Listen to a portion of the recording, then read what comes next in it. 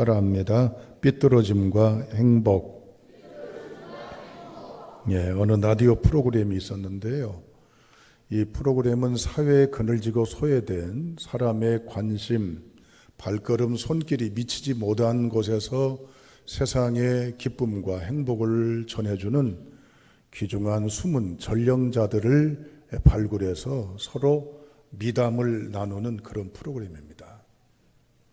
그 중에 어느 한 사람과의 미담, 덕담, 사역에 대한 이야기인데, 이분은요, 노숙자, 홈리스들을 대상으로 특별한 사역을 하시는 분이에요.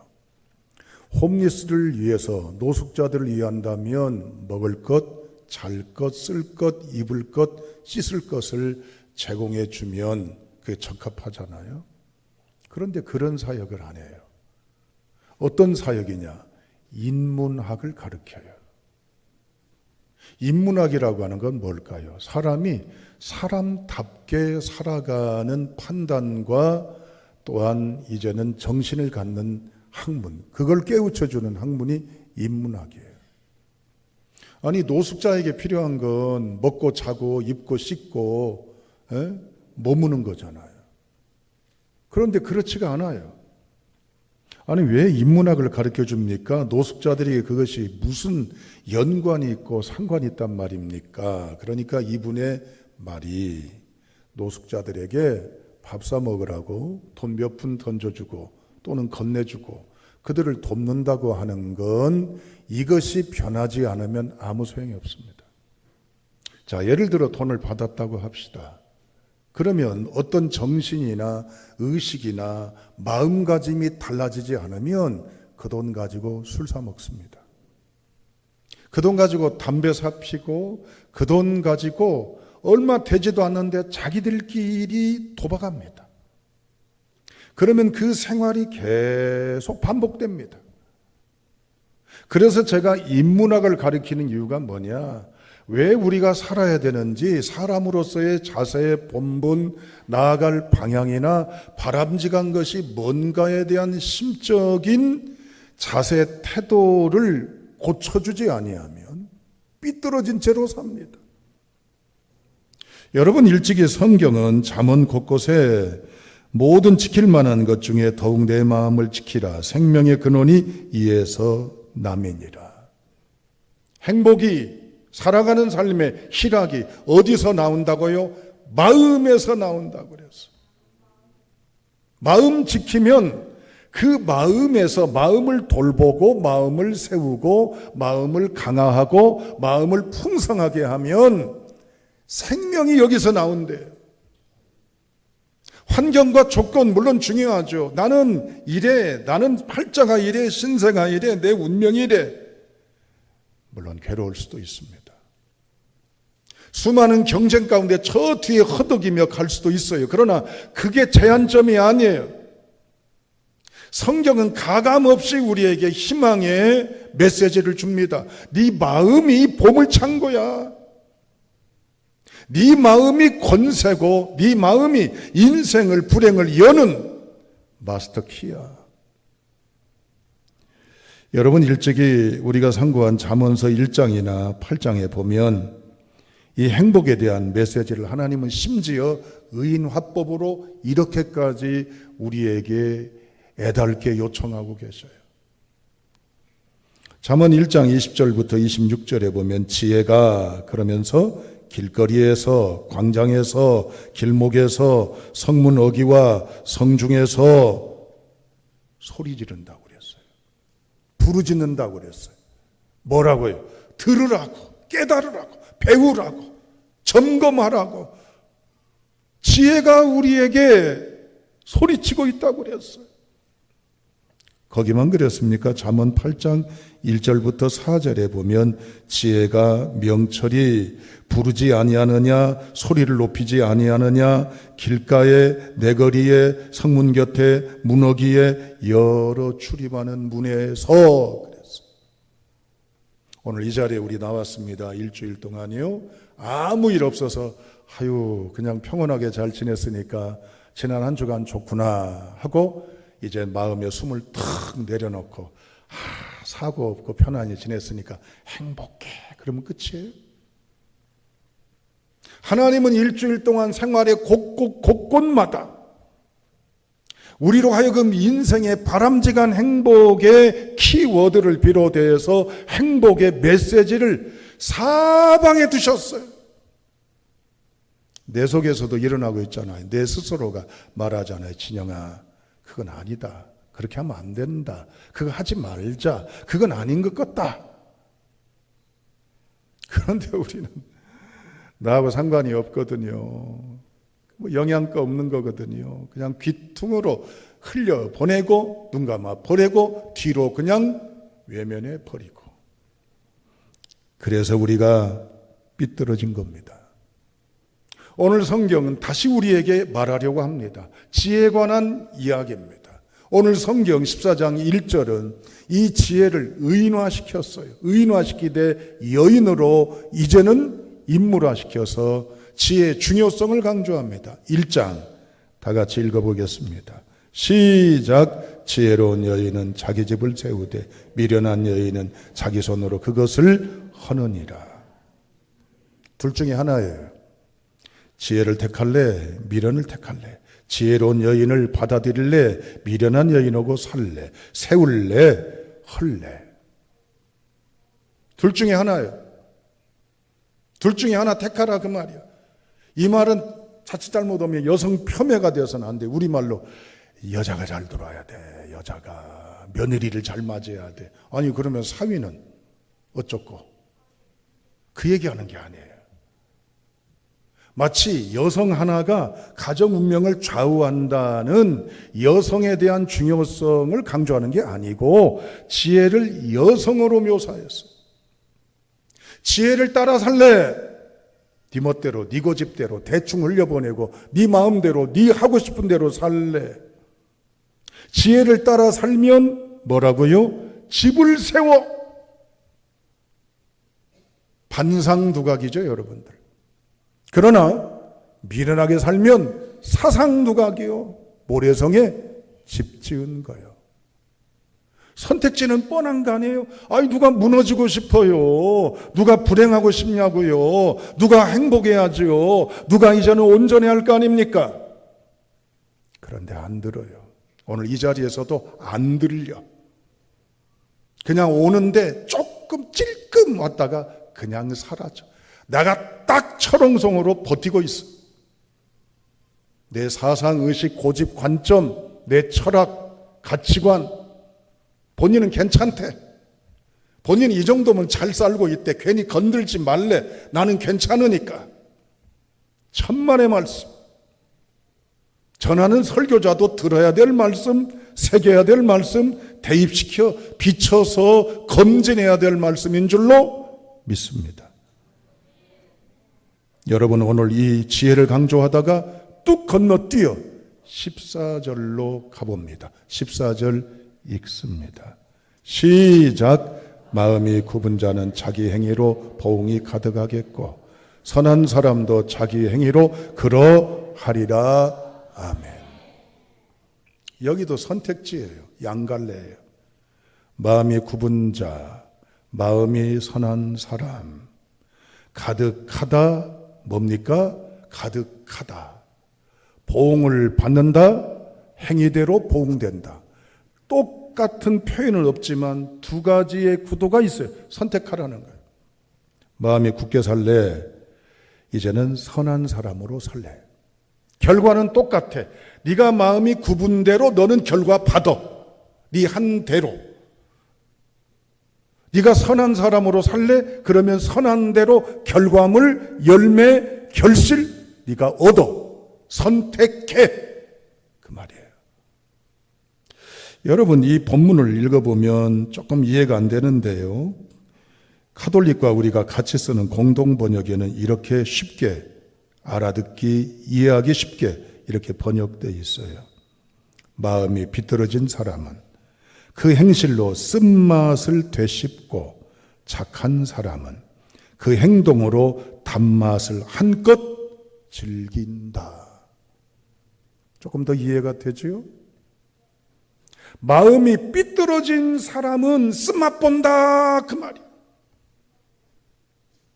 그 다음에 착한 사람은 꿀맛 본다, 단맛 본다.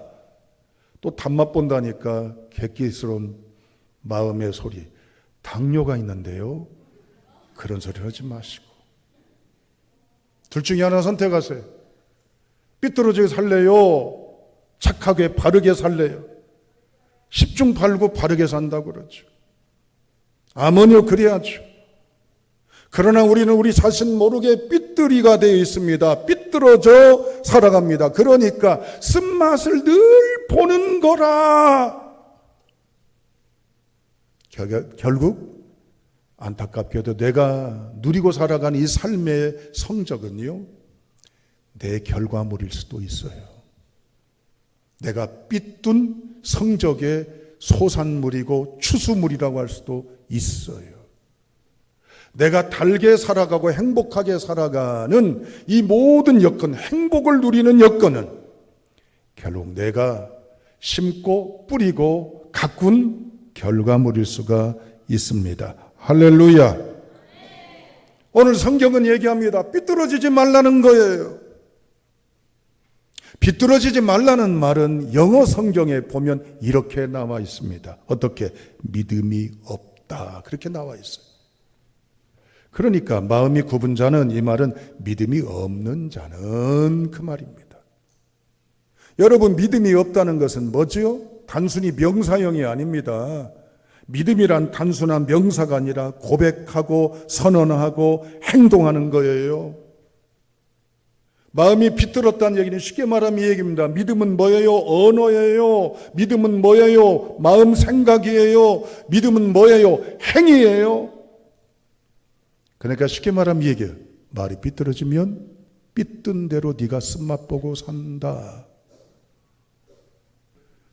제대로 못 갖추다 보니까 우리가 그렇습니다. 사랑하는 여러분, 오늘 성경은 우리에게 행복으로 초청합니다. 마음 삐뚤어지면 안 돼. 말 삐뚤어지면 안 돼. 의식 삐뚤어지면 안 돼. 바로 세워야 돼. 그래야 행복을 누려. 여기서 성경은 우리에게 하나의 길을 제시합니다. 마음이 문제라고, 즉 마음과 생각에서 나오는 언어가 문제라고, 그걸 바꾸라고 성경은 이야기합니다. 유명한 의사 벤슨이 쓴 마음과 육신과의 관계라는 책에 보면 우리 몸이 병들잖아요. 병든 요인은 우리 몸에 세균이, 병의 균이 침입하면 이걸 맞서 싸우는 면역력이 있으면 괜찮은 거죠. 그런데 면역력이 떨어지는 경우가 많습니다. 면역력이 떨어지면 아파요. 감기도 잘 걸리고 피곤하고 입맛도 없고 약하죠. 혹시 면역력이 떨어진 분들, 내가 늙으니까 그런가 보다 생각지 마세요. 이렇게 점검하세요. 내가 마음이 병들었나 보다. 내 쓰는 언어의 색깔이 참 파괴적이고 대단히 불행적이고 대단히 우울적인 것에 내가 눌려 있나 보다. 말씀드린 벤슨은 이런 얘기합니다. 질병들이 생기는 원인 중 70%가 마음에서 생기는데, 마음에서 생기는 것 때문에 면역력이 떨어진다는 거예요. 굳이 의학적인 논술을, 근거를 제시하지 않아도 중요한 것, 마음이 중요한 거예요. 말이 중요한 거예요. 사고와 가치관과 의식과 태도가 중요한 것입니다.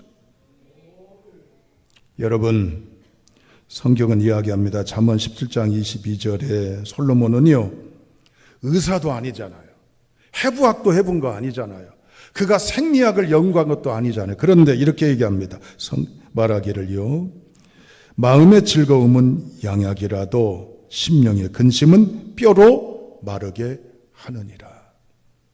쉬운 성경에 이렇게 번역되어 있습니다. 마음이 즐거우면 신체가 건강하나 영이 상하면 뼈가 마른다. 아멘. 오늘 성경은 우리에게 행복의 원천을 얘기합니다. 삐뚤어지지 말아라. 말, 마음, 생각, 의식, 태도 바꿔라. 말을 바꾸고 생각을 바꾸고 태도를 바꾸고 의식을 바꾸면 꿀맛으로 살아간다. 아멘. 여러분, 믿음의 말을 하는 대로, 믿음의 마음에 품은 대로, 믿음의 생각대로 하나님이 꿀맛의 단맛의 복을 누리게 될 것이라고 보증하셨어. 분명히 선택지를 우리에게 주시고 보증하셨는데, 아이고 나하고 상관없는 얘기네라고 이제는 흘려 지내실랍니까? 결단하는 11월의 출발이 될 수 있기를 주님의 이름으로 축복합니다. 우리가 요즘에 들어본 말, 아마 이전에도 들어봤겠죠. 어느 가수들이 또 이 내용을 삽입해서 노랫말로 불렀던 걸그룹도 있기도 합니다. 고대 히브리어이기도 합니다. 무슨 말? 아브라카다브라. 아브라카다브라. 무슨 말이에요? 들어보셨죠? 부하걸인가 뭐 브레이브스 걸인가가. 네. 아브라카다브라. 이게 무슨 말일까요? 따라합니다. 말하는 대로 된다. 그렇습니다. 주문이 아니에요. 이스라엘 유대인들의 신앙 고백이면서 삶의 가치고 삶의 좌표이기도 합니다. 왜? 단순히 긍정의식을 갖는 게 아니라 하나님은 빛이 있으라 하시니 빛이 있었다. 6일 동안 창조하시며 있으라 되라 그러니까 있고 되게 되었다. 하나님의 언어의 능력, 창조의 능력, 생명의 역사의 능력을 우리에게 주셨어요. 그래서 이스라엘 백성들은 하나님의 구원사에 있어서 말하는 대로 됨을 아브라카다브라 믿고 있습니다. 그런 우리는요, 어떠십니까? 하나님의 약속의 말씀, 증거의 행위는 우리에게 지금도 진행형임을 믿고 계십니까? 민수기서에 보면 안타까운 일이 갈림길이 있어요. 다수가 가나안에 있는 안악자손 거인족을 보면서 메뚜기로 그들은 고백하고 말았습니다. 그러나 두 지파 소수는요, 다수결의 원칙에 의하면 이미 부결될 겁니다. 그런데 하나님은 소수의 의견에 손을 들어주셨잖아요. 저들은 여호와의 밥이다. 결국 하나님을 향해 인정, 선언, 고백, 선포하는 그들이 가나안 땅에 들어가게 되었던 것입니다. 할렐루야. 사랑하는 여러분, 하나님은 오늘 우리에게 말씀하십니다. 삐뚤어지게 살지 마. 삐뚤어지면 쓴맛봐. 바르게 살아. 착하게 살아. 착하라는 얘기는 도덕, 선, 윤리 단순히 그것만이 아니라 이제는 삐뚤어짐과 정반대 믿음의 언어, 믿음의 사고, 믿음의 선언, 믿음의 행실 그대로 살면 단맛을 본다고 이야기를 합니다. 인간의 학습력을 언급할 때 이 학습력의 요법의 창시자인 정신과 의사인 에드가 데일이 이런 말을 했어요.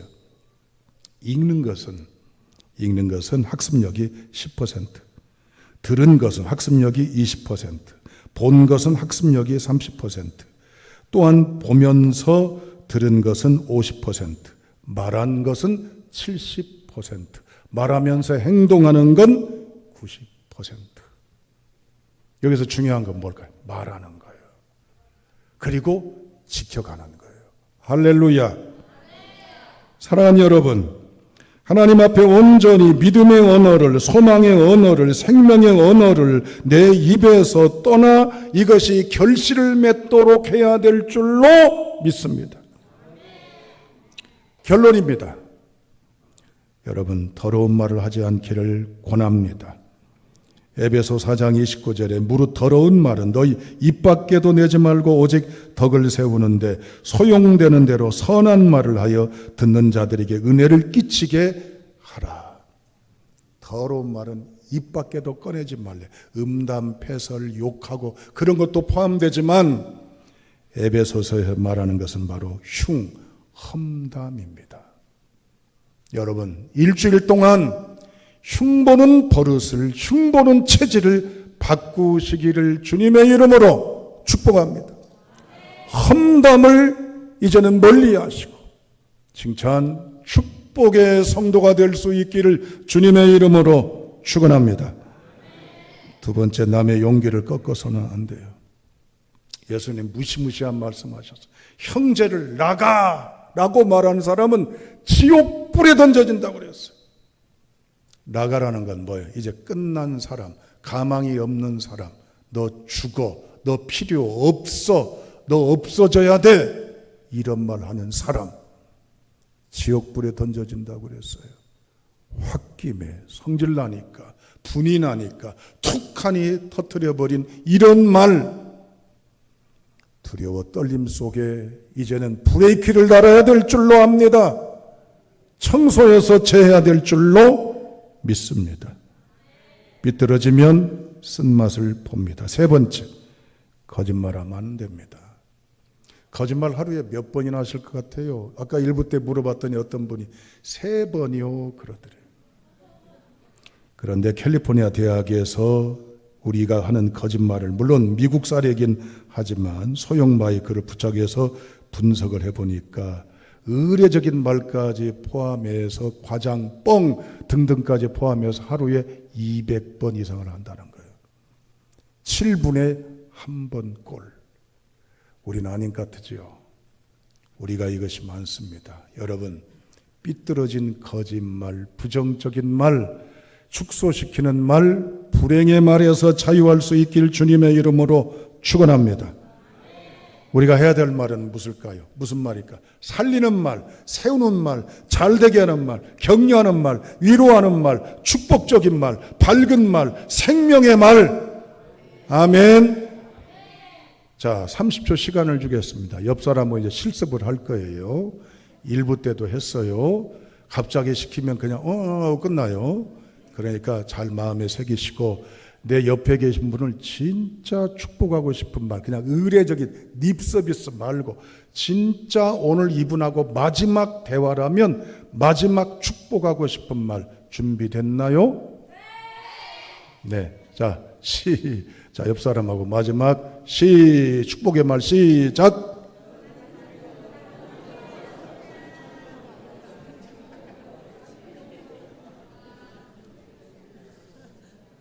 자, 저한테도 해주세요. 저한테도. 어찌 서로 할 때는 막 크더니 저한테는 잠잠합니까? 이혜인의 시를 마지막으로 읽고 마치고자 합니다. 제목, 나를 키우는 말. 행복하다고 말하는 동안은 나도 정말 행복해서 마음이 맑은 샘물이 흐르고, 고맙다고 말하는 동안은 고마운 마음이 새로이 솟아올라 내 마음도 더욱 순해지고, 아름답다고 말하는 동안은 나도 잠시 아름다운 사람이 되어 마음 한 자락이 환해지고, 좋은 말이 나를 키우는 걸 나는 말하면서 다시 알지. 결론입니다. 삐뚤어지면 불행합니다. 온전하면 행복합니다. 선택하고 결정하셔서 12월 문을 활짝 열어주셔서, 자, 이제 가거라, 바르게 온전히 살아서 행복하거라고 말씀하시고 결단하시는 저와 여러분 될 수 있길 주님의 이름으로 축원합니다.